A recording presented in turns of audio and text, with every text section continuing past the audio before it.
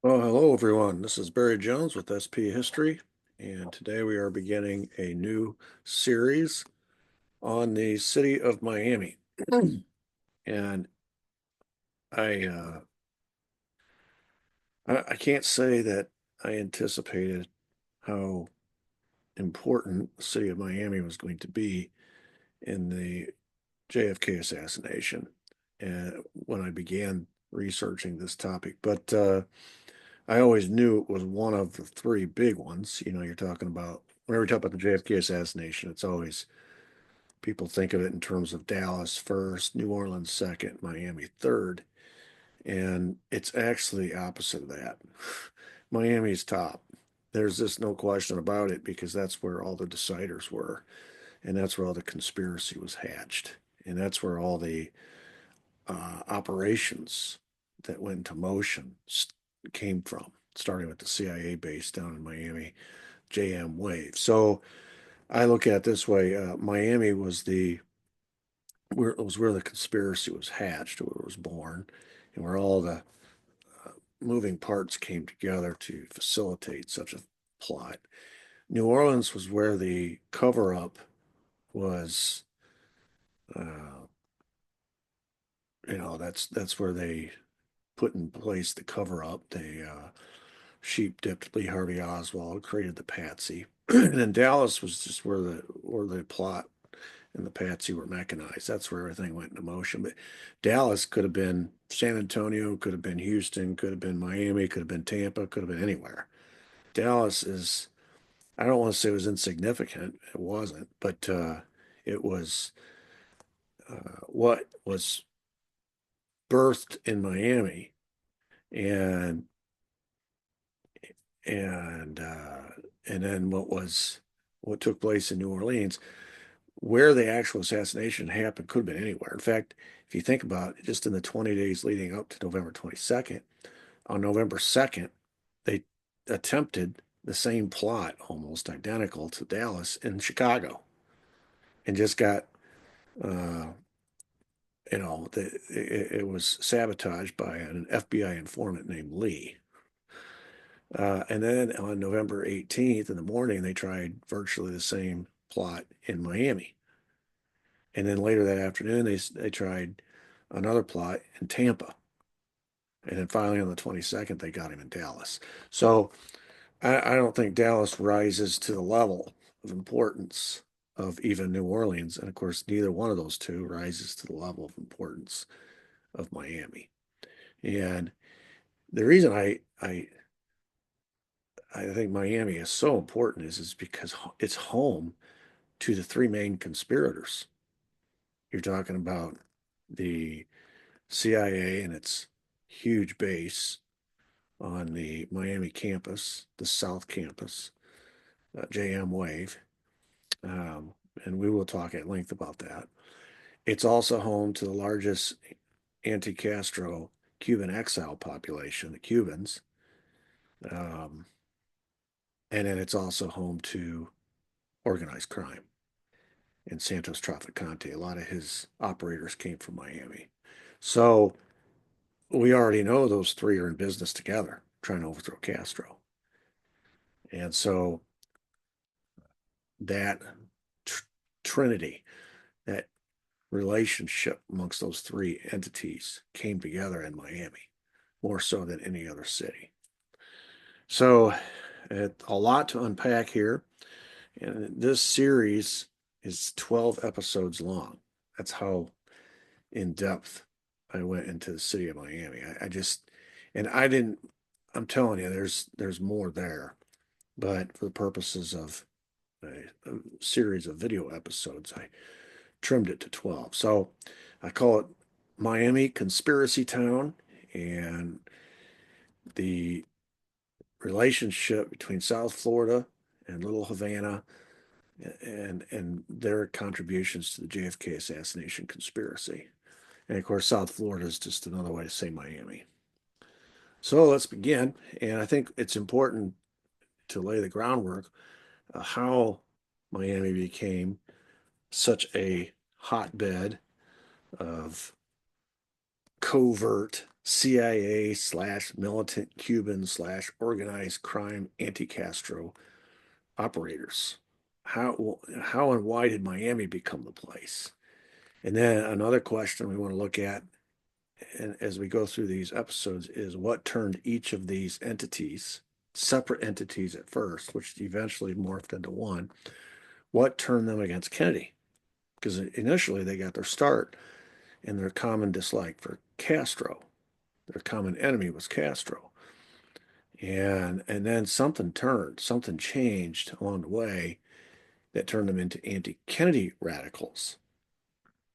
And then thirdly, how did Miami play a central role in the JFK assassination going forward from there? So here's a few images, top left of Cuban refugees flocking to America after Castro's revolution.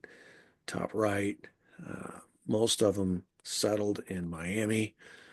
The reason we sent planes over is because a lot of them were dying on the trip, desperate to get out of Cuba, getting in these rafts and trying to negotiate the ocean currents and disappearing along the way. So it was becoming a real human tragedy. So we sent planes over. Of course, Castro, you know, so you have a bunch of these anti-Castro rebels, basically, or anti-Castro refugees trying to flee the country before Castro, who has won the revolution, can get his revenge on them. So a lot of them are flocking to Miami, to so many, in fact, that Miami really is inundated. It's overwhelmed with all these Cuban refugees. You can see down there, bottom left, setting up shop in a warehouse. Um, they just trying to find places to put roofs over their head. So many of them were coming so quickly. So that's how and why a lot of the Cubans end up in Miami. It's because it's the old push and pull factor. You know, when you talk about the rise and fall in populations or demographics within population groups, what makes them rise, what makes them fall. Sometimes it's a push factor. Sometimes people are pushed out of their old country because of war or famine or you know some sort of something where they can't make it anymore, so they have to flee for their lives. Sometimes it's religious persecution, whatever. And then the pull factor is why choose where they, you know, when the Pilgrims came to America, it was they were being pushed out because they didn't feel free to practice their religion. And then when they went to Holland, they didn't like their kids picking up the Dutch practices. So the push factor was they didn't like where they were, and then the pull factor to America was it was a blank slate, and they could create their own communities and live how they wanted. So the push factor for these Cubans, refugees, was that they didn't feel free anymore. They were being taken over by an enemy rebel government, however you want to characterize it. The pull factor to Miami was it's only 90 miles away. And as you saw, some of them on those rafts, they didn't have any choice. They had to go somewhere close, and that was the closest.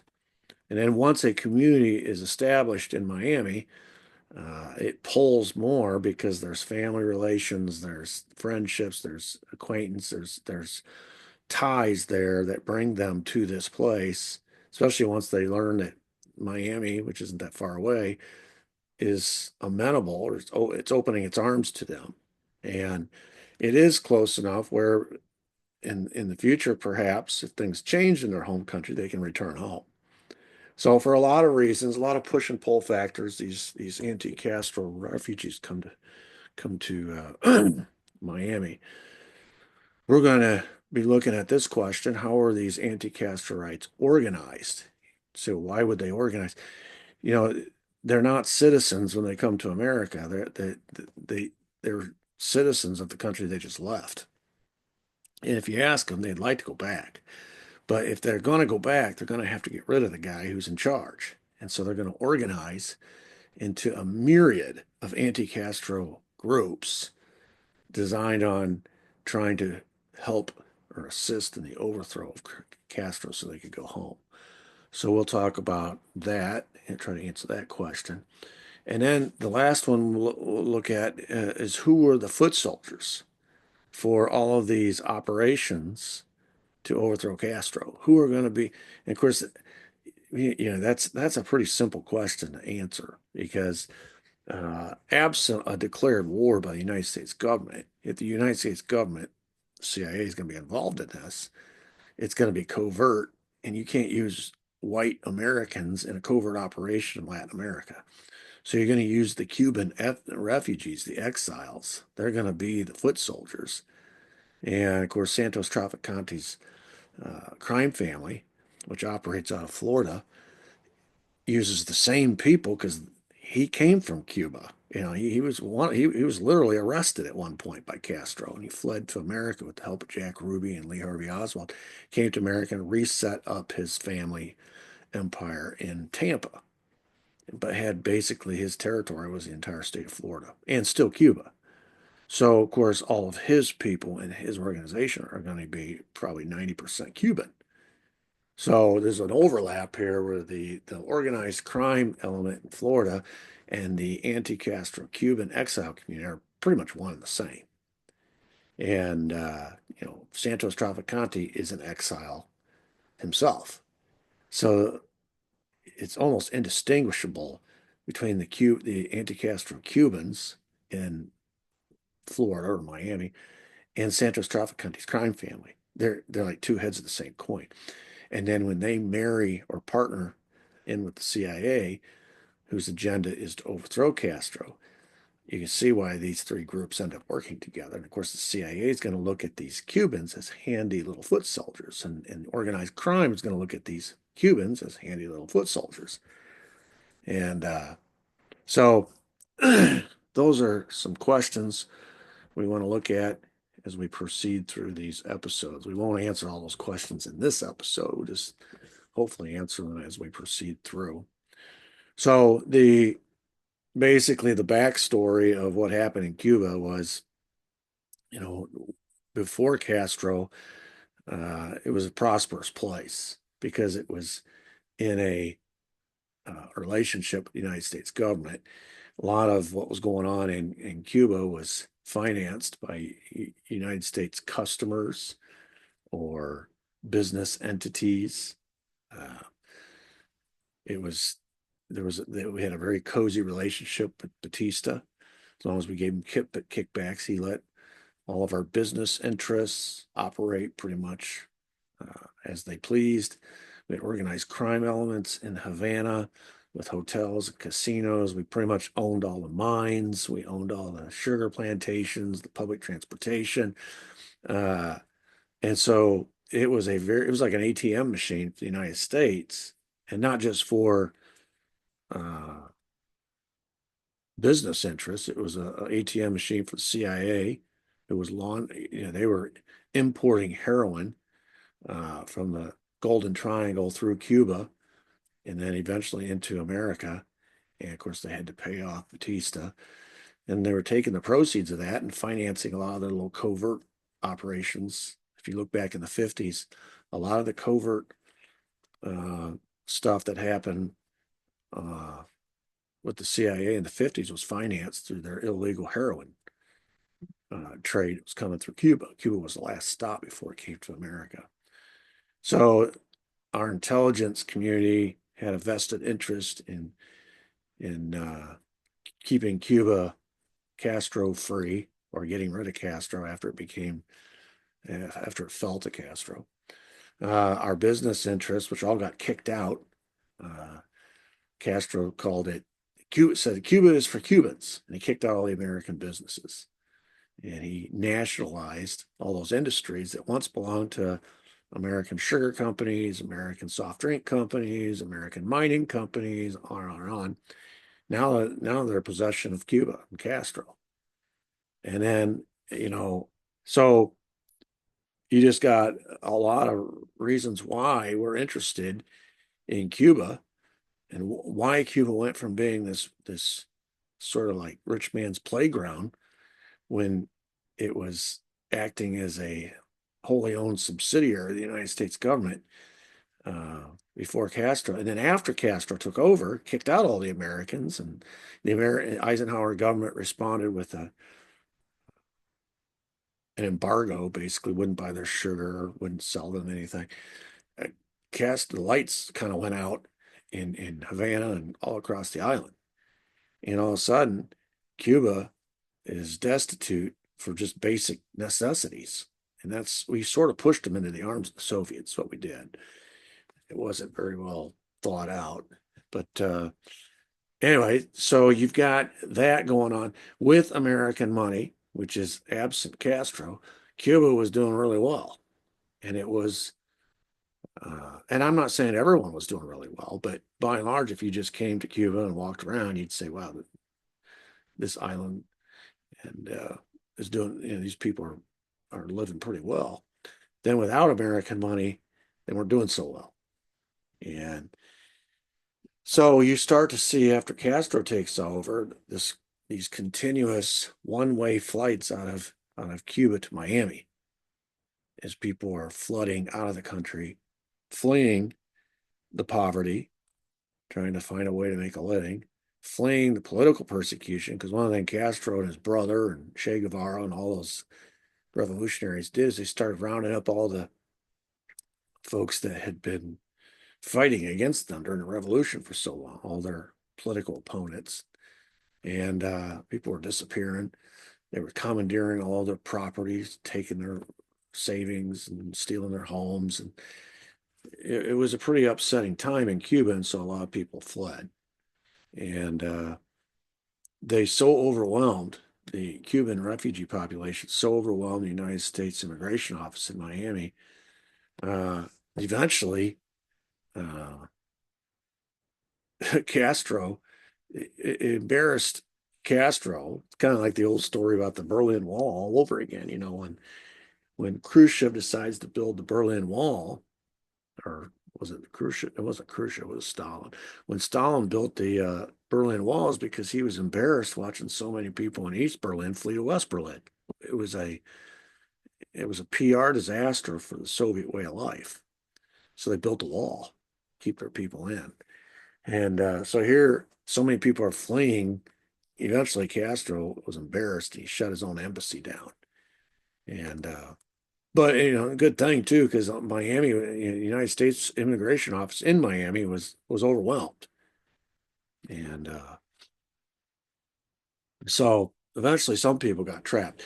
There were shelters, as we saw in an earlier picture, springing up all over Miami and South Florida, where we're just trying to put a roof over their head. Now, the intention by these refugees was never to stay permanently. This was supposed to be a temporary situation, which, temporary situation you can put up with a lot. And so they were displaced. They were in a new place, a new country, had to start all over again, but with an eye towards returning to their homeland. And a lot of these are young people. These are a lot of young military age men, young families, mostly men, believe it or not. And so it's going to be like importing an army into Miami. And in a lot of ways, most of these refugees are going to be male and of military age. And so it's going to make, as far as if people are looking to overthrow Castro, they're looking for an army that they can train and arm and equip, that is motivated, that will blend into the society where you're going to drop them off and invade. You don't have to recruit them. They're just there waiting for you. They want to do it more than you do. They want to go home more than you want them to go home. So from pretty early on, Miami and South Florida is just overwhelmed with all of these young male military age refugees. It's just crawling with them. And so organizations start sprouting up left and right, all in an effort to overthrow Fidel Castro's government. And they didn't all agree. It reminds me of churches. I was in a community recently that had, I was talking to one of the locals, and there was a big Baptist church in the center of town. And then an offshoot of that was a smaller Baptist church on another side of town, and then another Baptist church. There's about 5 or 6 of them, but the big one in the middle was clearly the oldest of all of them. And as I'm talking to the guy, he's explaining, well, originally that was the only one. And then because of church splits and this and that, a few people left and started the one church on the one side of town. Then a few more people left a few more years later and started another one on the other side of town. And so what's happened is over time is the mother church has spawned like 6 or 7 other smaller churches, like children almost. Because people just, they're human beings, don't get along. And they all have a better way of doing things. So what you're going to see is what you would think all of these Cuban refugees would all join together in one united effort to overthrow Castro. They don't. They split in all these different little groups for different reasons. Some of them have to do with personality, some have to do with ideology, some have to do with money, some have to do with who's sponsoring them. Even CIA sponsored a bunch of these groups, and some of them the CIA didn't. So anyway, counter-revolution became pretty much Miami's leading industry in the early 60s. And if you are a politician and you're trying to get votes in Miami, um, now understand a lot of these people aren't registered to vote yet because they're not citizens, but they will be. And this all started in late stages of 59. And 60 was the presidential election between Kennedy and Nixon. And by the time we get to 64, a lot of these guys are going to be voting. And so you're going to start seeing politicians beat a path to Miami and making promises to these anti-Castro revolutionaries that will get them votes. Here you see a picture of Kennedy, pretty famous picture down there at the Orange Bowl in Miami on the University of Miami campus. And I don't know, about 35,000 people showed up to hear him speak. And so, and here's another image of a map. You can just see how close Cuba is to Miami, which makes sense why so many of these Cubans end up in Miami. It's not the closest place, but it's pretty close. All right, I'm gonna go through a laundry list. I thought this was really interesting to me was when you start putting these people names and faces and explaining some of their backgrounds and realizing they're all living in the same place. And, and why Miami becomes a tempest in a teapot. A lot of it has to do with these people and who they were and what they became part of. Like, for example, these two guys, Luis Posada Carriles, top right, and Orlando Bosch, bottom right. Both these Cuban refugees lived in Miami, um, on and off, beginning in the early 60s. And they were partners in various violent attacks on Castro targets. For example, both were accused of being involved in a bombing of a Cuban airliner flight. This explosion killed 77 people. They denied it and were never convicted for it. But Bosch went on to specialize in bombings of Cuban diplomatic posts, and Posada Carril specialized in attempts to assassinate Fidel Castro. His last known attempt in Panama was in 2000, and then he was convicted for that, then later pardoned. So these are two very prominent anti-Castro. And really, what I'm going to do is I'm going to introduce you to these people. Eventually, we're going to circle back around and show how they were, where they were, and how they were involved in the JFK assassination. But I first want to show that they're capable of it, that they have this in them, and all it takes is a switch of the target. Right now, the target is Castro. And here you see Orlando Posada Carriles was actually convicted of trying to assassinate Castro. Bosch, suspected to have killed 77 people in an airline explosion that he was a part of. So violence is not foreign to these people. And these are Miami residents. Another Miami resident is Manuel Artim. He he participated, the CIA, in the Bay of Pigs invasion in 1961. And the reason we know he participated is because he was captured. And eventually he was ransomed home by the U.S. government. Here you see a picture. This is in that same Orange Bowl, both these pictures. He's got his Cuban Brigade uniform on.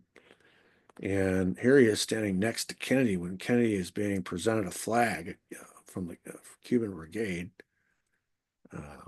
We'll talk more about that flag and everything later. But there is Manuel, our team, standing next to the United States president. He was one of the Cuban Brigade members that was originally captured during Bay of Pigs. Then in a deal between Castro and Kennedy, Kennedy gave Castro a bunch of money and medicine and food and things of that nature. In exchange, some of those ransomed Cuban Brigade members got to come home. And so here he is on stage next to Kennedy during the huge welcome home rally for the captured members of the Cuban Brigade. And so he stayed in Miami after he came back from Cuba and spent the next several years participating in all sorts of armed attacks against Cuba. And Bay of Pigs was not the only attack against Cuba. All right, a lot of people don't realize that those things were ongoing by all these different organizations. So he was one of them. So again, another. I mean, he was actually in uniform. He was one of the Cuban Brigade members of Bay of Pigs. He lives in Miami. Another Miami resident, Ricardo Morales, former Cuban intelligence officer. In other words, he was part of the Cuban intelligence community. He was an officer, and he defected in 1960 and came to the United States. And of course, the CIA snatched him up pretty quick. Anybody that comes to America from a country that is targeted by our government, the CIA, and has an intelligence background, boy, that's like uh, hitting the recruiting jackpot. So he becomes a paramilitary officer with the CIA, and he participates in all these secret wars on behalf of the CIA, fights in Africa, for example. Then afterwards, he turns to some freelance anti-Castro work. He also was accused, but never convicted, of bombing a Cuban airliner. And then later he got into drug running, make some money. He had a nickname. His name was Monkey.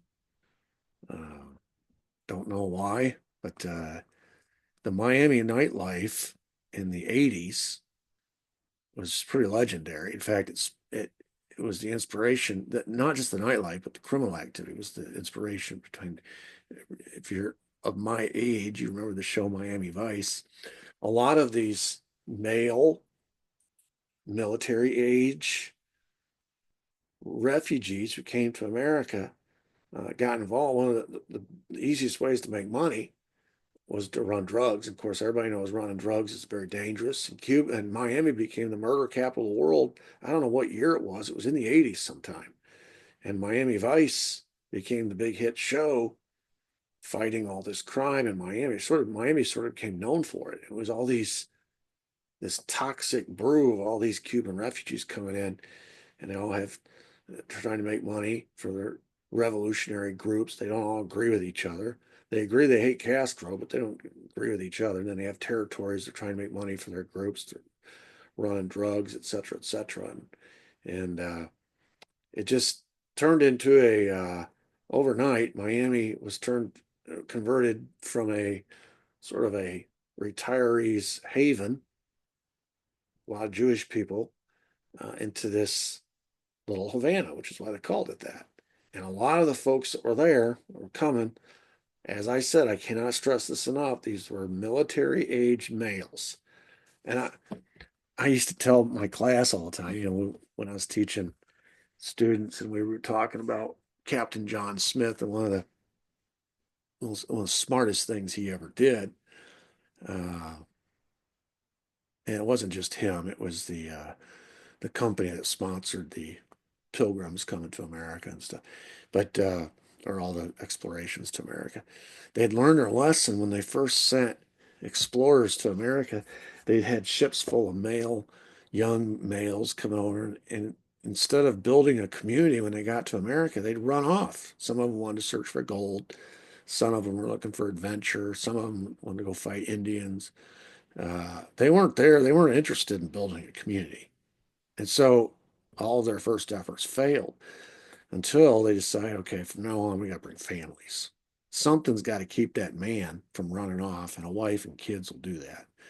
And so that became the new standard operating procedure. If you're going to emigrate to America and build a society there, build a settlement there, you're going to come as a family. Otherwise, the men will just run off.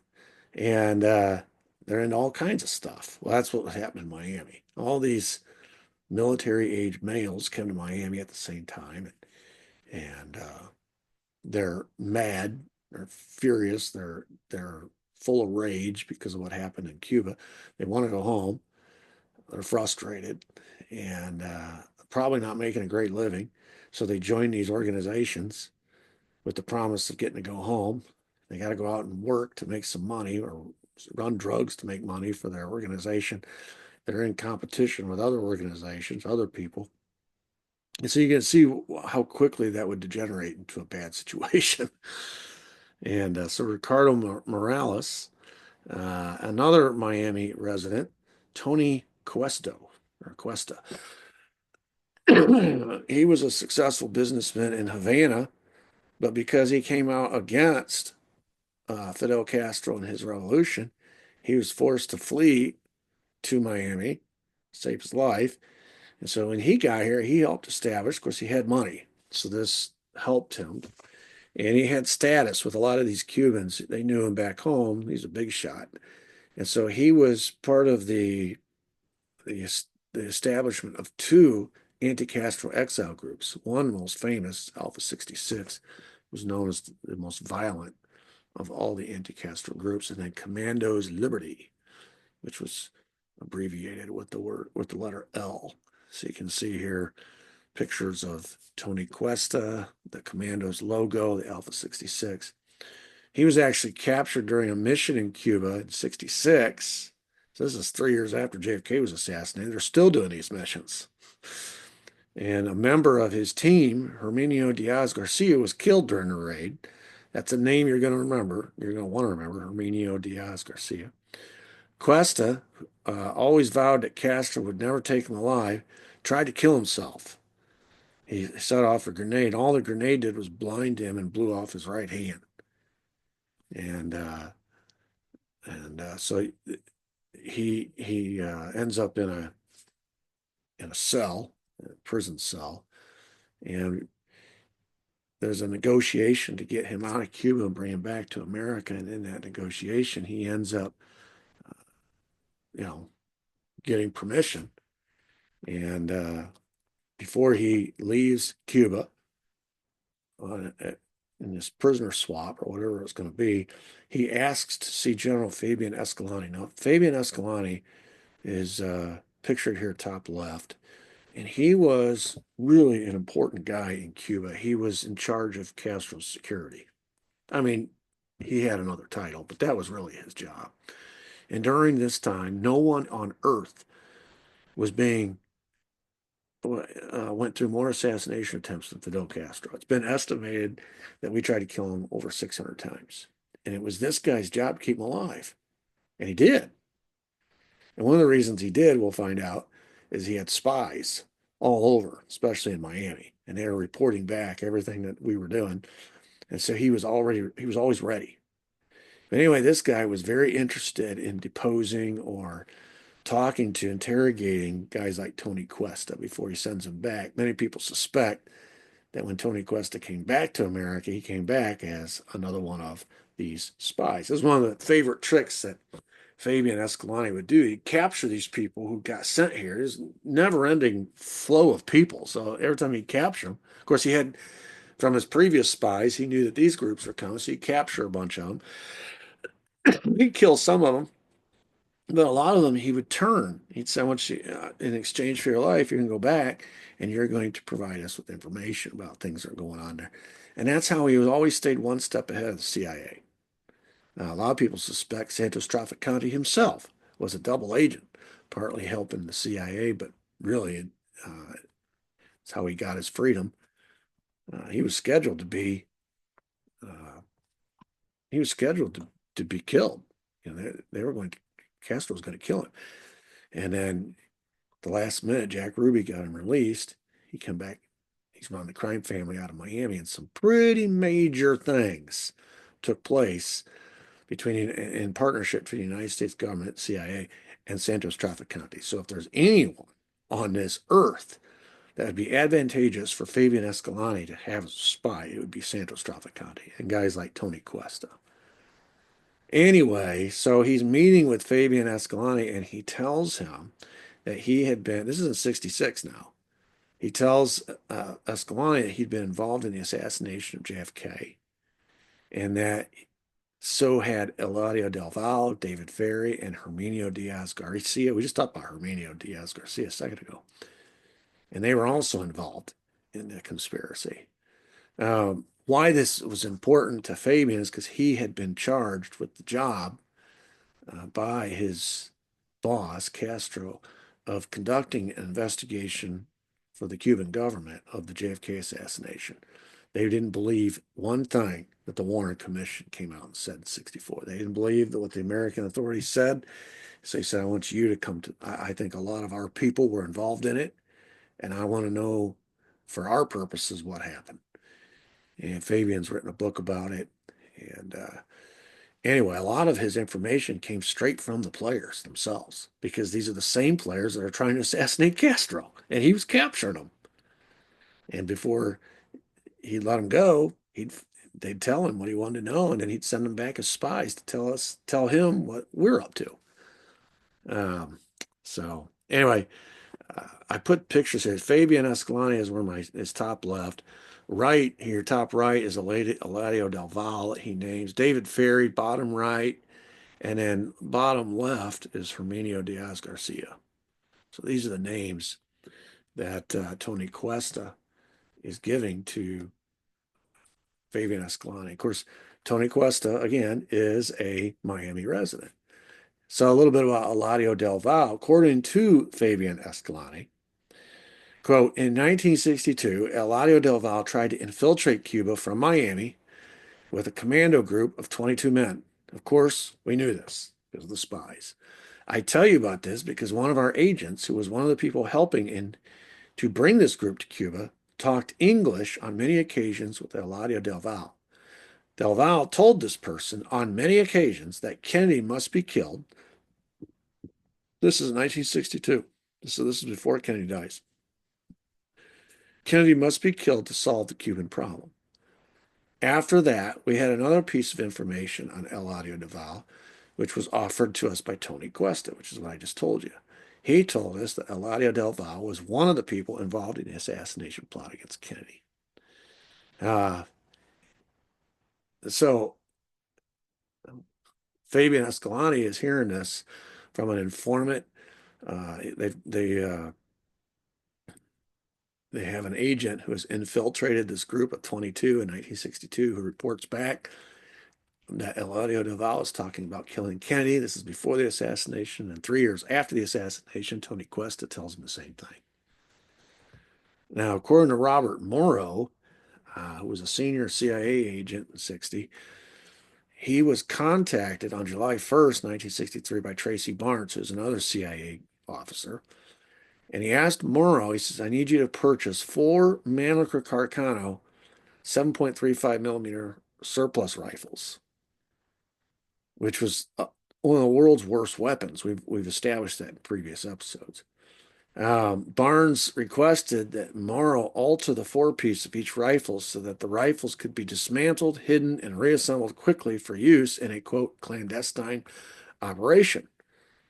By the way, this information that I'm giving you comes from his book, Firsthand Knowledge. As you see here, pictured top right. That bottom picture is a picture of Tracy Barnes, the guy he got the order from to buy those 4 guns. According to Morrow, 1 day later, he received a second phone call. This is after talking with Barnes. And this was from Eladio del Valle. And he said, Eladio del Valle was in Miami. He called me and he asked me also to supply him with 4 undetectable transceivers for communication purposes. So according to Morrow, Del Valle then requested that delivery of the transceivers and rifles be made to David Ferry. So this is sort of corroboration. Robert Morrow is not important in terms of the Miami story, but it is important in the corroboration of what Fabian Escalante has told us that he heard from his informant inside in 62 and also from Tony Cuesta in 66 about who was involved, specifically relating to Eladio del Valle. And the information that he got about Eladio del Valle is backed up or corroborated by Robert Morrow, what he wrote in his book relating to his interactions with Eladio del Valle. Interesting. A lot of these guys will meet with the same fate. On February 22, 1967, 1 week before the Clay Shaw trial was set to begin, Eladio del Valle was violently murdered in Miami. Now, he was set to be the star witness. He and David Ferry were set to be the star witnesses of the Clay Shaw trial. And these are two names. These are two of the play. I get so frustrated when people talk about how Jim Garrison was on a wild goose chase. He had two of the players that, according to the informant to Fabian Escalante and Tony Cuesta, were involved directly in the assassination of JFK. He had two of them set to testify. And no doubt he would have gotten more information out of them, which would have led to more. And both of them died on the exact same day, 1 week before the trial started. I don't believe in coincidences, folks. According to Miami police, Del Valle was tortured, shot in the heart at point blank range, and his skull was split open with an axe. This happened in Miami at only hours after David Ferry died under suspicious circumstances himself in New Orleans. And of course, the David Ferry death was ruled a suicide. It was not a suicide. He was suicided. You know what I mean? And of course, it's obvious what happened to Del Valle. So, in essence, neither murder has ever been solved. But boy, oh boy, oh boy. 1 week before the trial, they were both set to testify. Can you imagine if they had not been killed, what would have happened in 67 with that trial? If the CIA hadn't run around and cleaned up its mess. Uh, so, I take that as strong evidence that what Tony Cuesta said was right. That what Fabian Escalante's informant inside their group that was invading Cuba said was right. And so this is another Miami resident who is committed to the cause to kill Castro and eventually participates in the assassination against JFK. Now, we'll get into all the reasons why they switch and JFK becomes the target, but just important to show who these people are and what they're capable of. Another Miami resident was Carlos Prio. Now, this guy is a pretty heavy hitter. You're talking about in 33, this is going back a few years now, he helped depose Gerardo Machado, and he organized the Partido Revolucionario Cubano Auténtico, which is the government of Cuba. In 1944, 11 years later, he is appointed by the Cuban president, Ramon Grau, as Minister of Labor. In 48, 4 years later, he replaces Grau as president. He becomes the president of Cuba. And his promise was to remove the mafia from Cuba, which he didn't do. He saw that he could actually make money. So they did. He became rich, no doubt, in partnership with that mafia, which is why he broke his promise. And then 52, 4 years later, he is ousted by Fulgencio Batista, who becomes our puppet in Havana. And Prio fled to Miami at that point, subsequent to being overthrown by Batista. So in the 50s, remember, he has a bunch of money. That's how he brings all that to Miami. And he begins using some of that money to support the efforts of Fidel Castro against Batista. Remember now, his enemy wasn't Castro. His enemy was Batista. Batista's one who overthrew him. But then in 1959, no doubt he had expectations that if he helped Castro and Castro succeeded, Castro would bring him back, conquering hero, and he would get a high-ranking position in the Castro government. He didn't. So in 59, he broke with Castro, and he begins he's working as a private developer and businessman in Miami, but he's also helping the CIA in planning and carrying out, participating in the Bay of Pigs operation. According to witnesses, Prio was involved in Bay of Pigs probably because it was money. He also had information on the assassination of JFK and was linked to, at least as far as witnesses are concerned, linked to Jack Ruby and Frank Sturgis. And of course, these are two. Jack Ruby, you can't get any more central player in the JFK assassination. And Frank Sturgis, as we will find out, is every bit as involved as Jack Ruby. So this guy is. So this is why it was so important for that testimony of Eladio del Valle and David Ferry. They're connected with all these people, and no doubt all kinds of names would have spilled out of their mouths. And in 1977, the House Select Committee finally circles around, decides they want to interview this guy because of what he knows, but they couldn't because he's found dead from gunshot wounds outside of his Miami home. He died literally 1 week after George de Mohrenschildt and Charles Nicoletti died. These are two other men that were supposed to appear before the committee. And I talked in earlier episodes about how George de Mohrenschildt died. Again, a gunshot right after he got a letter from Gate and Fonzie inviting him to testify to the House Select Committee. In the morning, in the afternoon, he was found dead.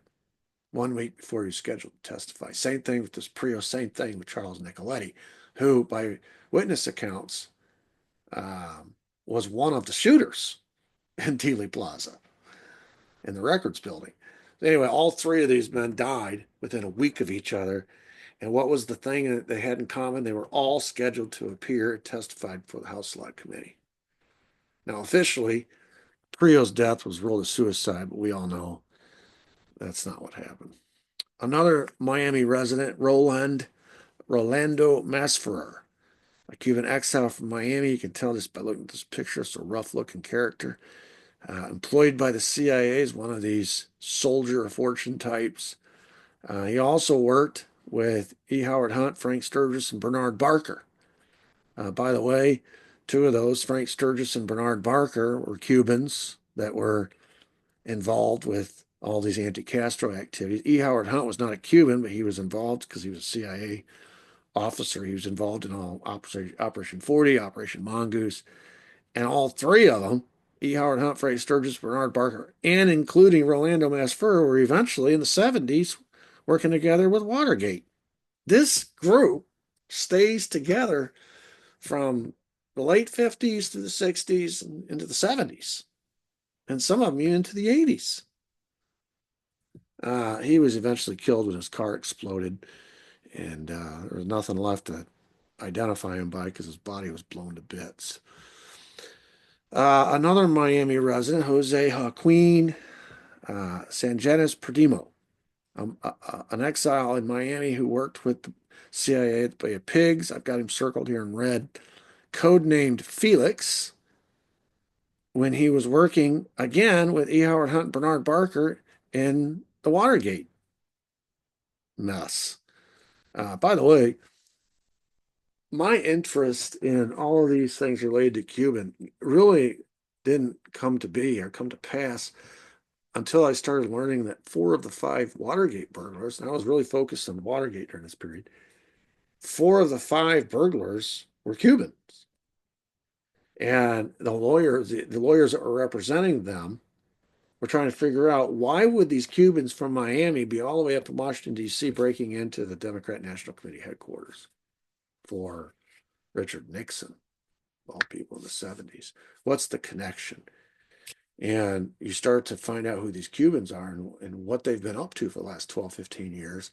And you realize, my God, every covert operation that has happened between 59 and 72, they've been involved in. They've been the guys that have been doing them. It's the same guys. And in a lot of cases, the same leaders. By the way, I did not circle him, but the guy pictured at the table with you see here Felix the red circle around his face. If you go two people over, actually three people over, there's a woman in the background there in the middle there, to another man, that's Frank Sturgis. All right. So these guys are buddies. And anyway, in 72, Felix, or codename Felix, was awarded the Secret Merit Medal by the CIA. And of course, he eventually dies by unknown causes. This happens to all of them. You know, that's the fate. That seems to be the common fate of all of these people. Another Miami resident is Eddie Bayo, and he is the organizer. He helped organize Alpha 66 along with Tony Cuesta. He's a partner of Tony Cuesta's. Bayo claimed, his claim to fame is that there were two officers in the Red Army were based in Cuba that wanted to defect to the United States, and that they were prepared to tell the United States government that there were still atomic warheads and missiles in Cuba after the Cuban Missile Crisis, which was going to be highly embarrassing information to the JFK government if it made a deal with Khrushchev and Khrushchev's not honoring the deal. Bayo claimed that these two officers wanted to come to America. And it was under that pretext that William Pauley, and these are all names that I'll explain later, John Martino, Frank Sturgis, we've already been introduced to Frank Sturgis, they began planning to carry out an operation called Operation Tilt to extricate these two officers. And there was a newspaper report, actually a Time Life magazine reporter, that was invited to accompany the mission on the yacht, William Pauley's yacht. We'll talk more about that later. And they were going to get pictures of these two officers. And then it was going to be front page news in Time Life. And Time Life was an anti-Kennedy periodical. It was very much tied in with the national security state. Time Life was part of Operation Mockingbird and CIA capturing some of the most prominent media outlets in our country. They became basically CIA mouthpieces. So the CIA, which was in a war with JFK, wanted to embarrass him. And so they were going to put front these big photos in Time Life magazine, courtesy of Dick Billings, who was on this yacht on this operation to go extricate these two officers with Eddie Bayo and others, Operation Tilt. And they were going to embarrass Kennedy with these pictures and show that JFK had been snookered by Khrushchev. Now, later, this operation took on a whole new level of importance because it became more than just an extrication operation. It became an assassination attempt on Castro as well. It's not successful, but we'll talk about the S-Force and their role in this. But this is all coming out of Miami. Eddie Bayo is in Miami. The mission, Operation Tilt, leaves Biscayne Bay in Miami on their way to Cuba. It's all coming out of Miami. So here I have pictured Eddie Bayo, top left. You can see the picture on the top right. These are all his Cuban refugee, these soldiers of fortune types, these refugee soldiers. And bottom picture is him training with a rifle.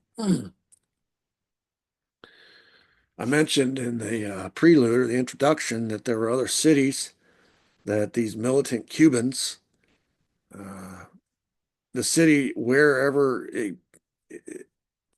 JFK was assassinated eventually really didn't matter, but all the planning was coming out of Miami. And on November 18th, JFK was scheduled to visit Miami. This is only 4 days. This is only what 16 days after he has to cancel his trip to Chicago because of an assassination attempt there. So now he's coming to Miami, which is the heart of this community where he knows he's at war with the CIA and they have this big base down there. He's by the time we get to 63, and I'll go through all the details late in further episodes, but by the time we get to 63, he's abandoned the cause of trying to overthrow Castro. The Cubans are mad at him. The mob's mad at him because he's double-crossed them a couple times, and he's coming right down to their city. you know. And on the 16th, 2 days prior to him coming, a group identifying itself as the Cuban Commandos, some of these militant Cubans, mailed a threat to the chief of police in Miami saying that, quote, the Cuban commandos have the bombs ready for killing JFK and Mayor King High, either at the airport or at the convention hall.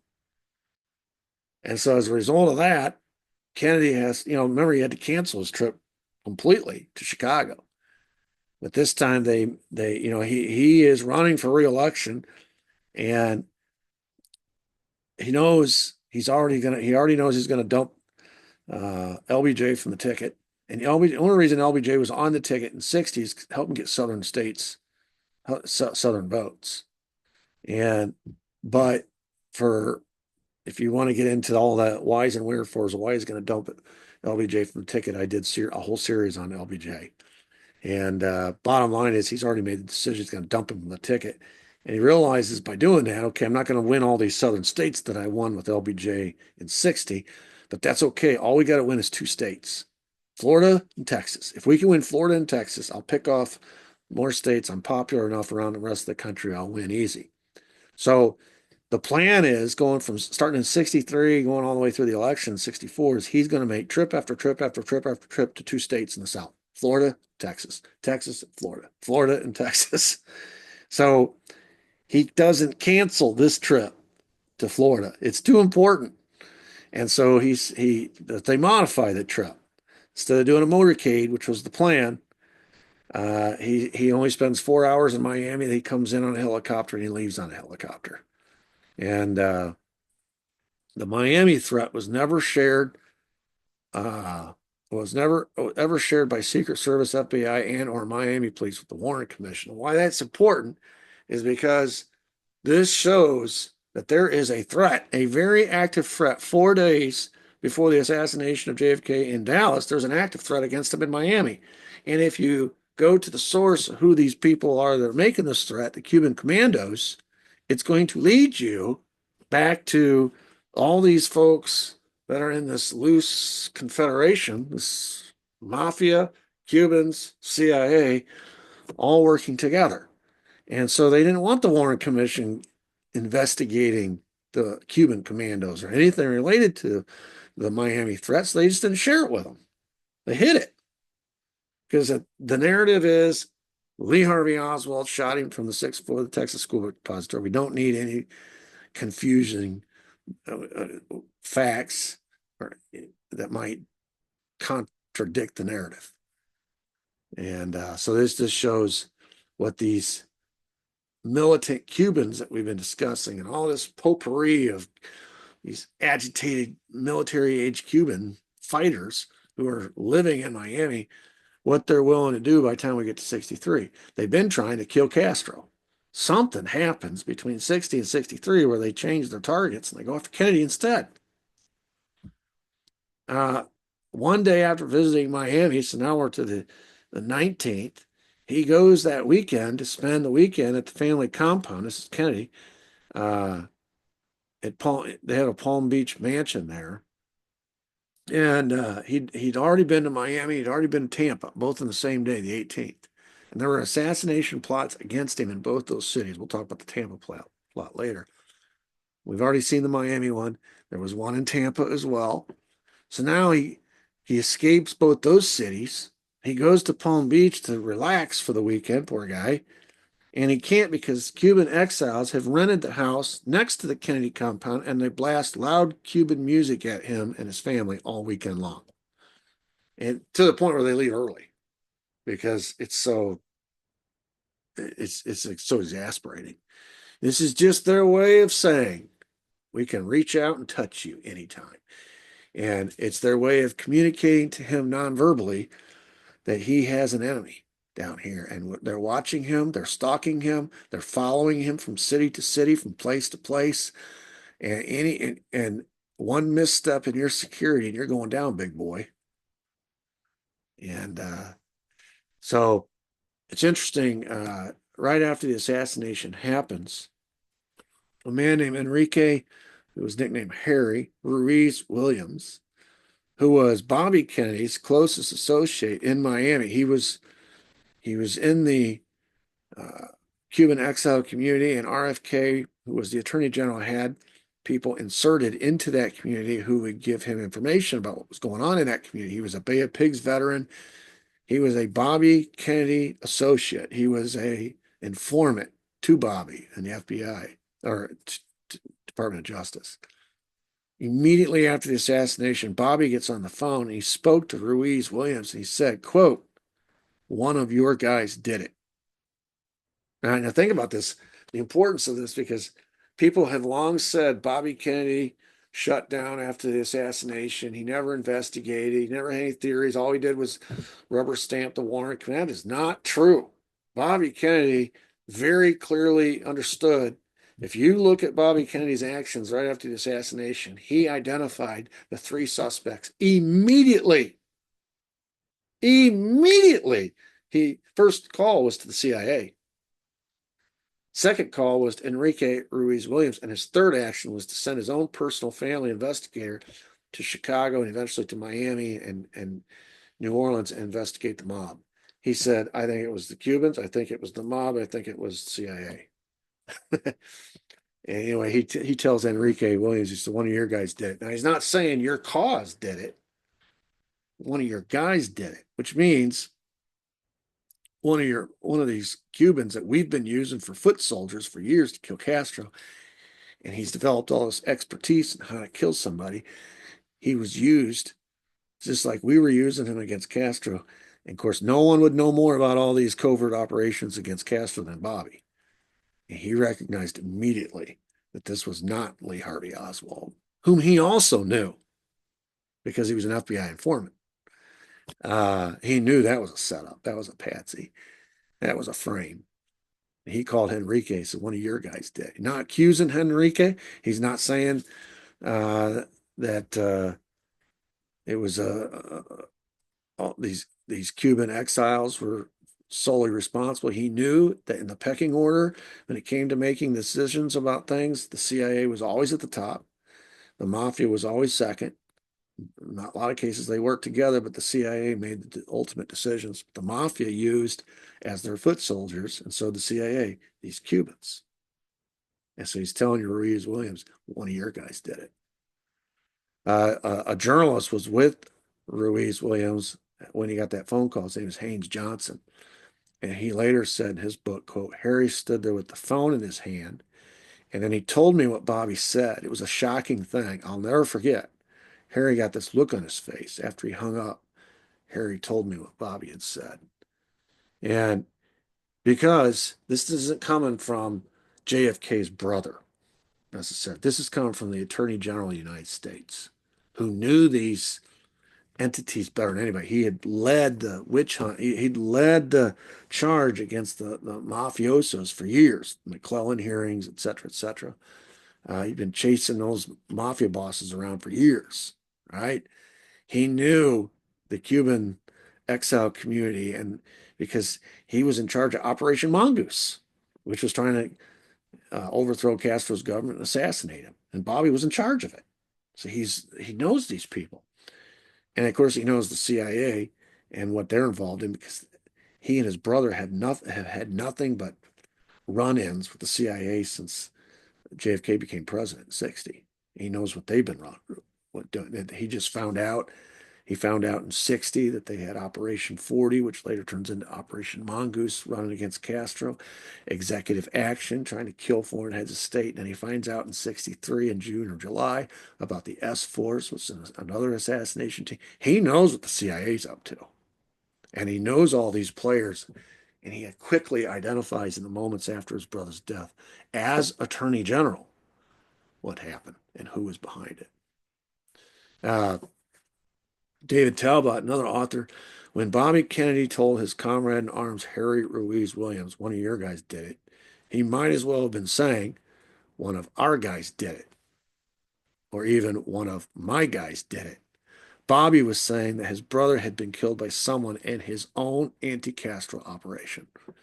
Operation Mongoose, which we will talk about at length, was his own anti-Castro operation, which was trying to take out Castro. And what he's saying, according to Talbot, is that one of our guys that we were using to take out Castro instead turned around, took out my brother, took out JFK. According to Evan Thomas, was Kennedy's biographer, Kennedy had developed a quote, private bond with Williams, claiming that Kennedy told him that Williams was, quote, very brave and had very good judgment. So this is his inside source to the Cuban community down in Miami.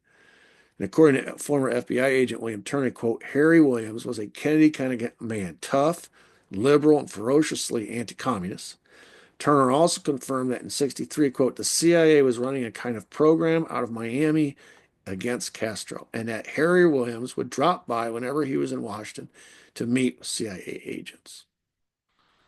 This is all inbred. It's like the family, the tree that doesn't have any forks in it. It's all the same people. They're all working for the same bosses for the same cause. Uh, it's unbelievable. And then if you fast forward to the 70s, and I've sort of already mentioned this, you see the connection again. And these guys are all out of Miami. Um, I've got a picture of them here. Virgilio Gonzalez, which is second from the right, from the left. Frank Sturgis, right in the center. Eugenio Martinez, second from the right. And Bernard Barker, far right. All of these guys were arrested at the Watergate. And when these people start looking, and of course, they have to tell the judge their occupation. They all said they retired from the CIA. They're all CIA employees. And then the other two get arrested. E. Howard Hunt's in a lookout across the street, along with G. Gordon Liddy. E. Howard Hunt's CIA, current CIA at the time. So immediately Watergate is connected to the CIA. Then you find out that James McCord, the guy on the far left, is a consultant, or actually a security consultant for CREEP, Committee to Re-elect the President. E. Howard Hunt's $100 a day consultant for the White House. Uh, and now the White House is connected. And oh my goodness. And then you get this connection with the White House, connection with Committee to Re-elect the President. And then you got these four Cubans. What to do with them? And you find out they're all from Miami. And all of them had participated starting in 59 all the way through the 60s in all of these militant anti-Castro attacks and operations. They all lived in Miami from various times. So again, we're looking at this incestuous operation that is seemingly never, it's one of the reasons why Nixon, who's going to be really important in all of this, is going to resign. Because any investigation or any trial of him, whether it be in an impeachment trial or a criminal trial as a regular citizen, is going to uncover all this. So he has to resign to prevent the impeachment trial, and then he has to get pardoned by Ford, which they agreed to in advance, so that there's no criminal trial. There can't be a trial. He's just like Dallas. There could never be a trial of Lee Harvey Oswald because the narrative would have fell apart like a house of cards almost immediately. There couldn't be a trial. So in the same sense that there couldn't be a trial of Lee Harvey Oswald in 63, there couldn't be a trial of Richard Nixon in 74. And so he resigned and took the pardon. And here you have the thread that connects all of these, going all the way back to,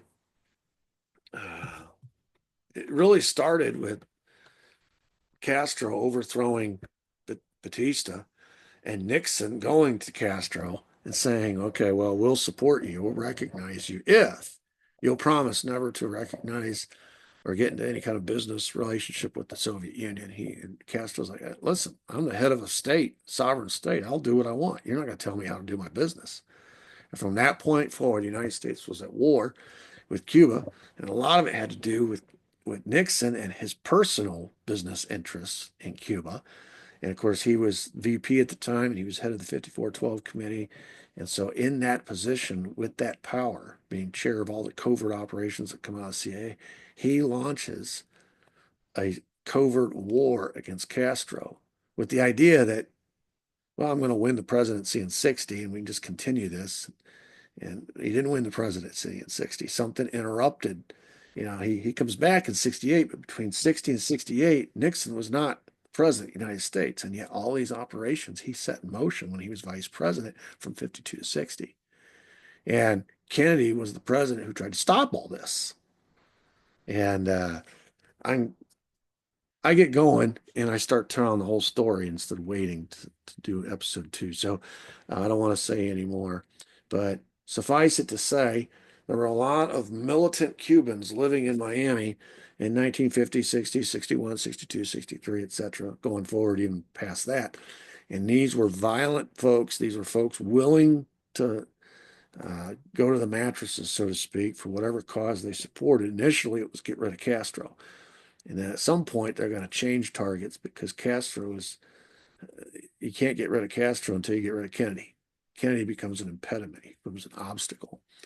And, we see a documented assassination attempt against Kennedy 4 days before he's actually assassinated in Dallas. It's supposed to happen in Miami. This gets hidden from the Warren Commission, which I think is very telling, very telling. The We haven't got into it yet, but you're going to see. I just wanted to kind of show you who was living there, who was there, how they got there, and why they got there. Now we're going to start moving forward into some of the more the elements that have that can push buttons. A lot of these militant Cubans are going to end up being foot soldiers, and they're going to be mechanics. They're going to be folks that have been trained to use a gun. They've been trained. They have murder in their hearts, right? They'll kill. They don't have any remorse. They're remorseless kind of automatons, mercenaries types, and they're going to be very useful to the people that come along and see them as useful instruments. And so that's the end of episode 1, the city of Miami, the town of, or the conspiracy town. And our next episode will continue from there. So I hope you enjoyed that. Until next time, I hope everybody has a great day. Thank you very much.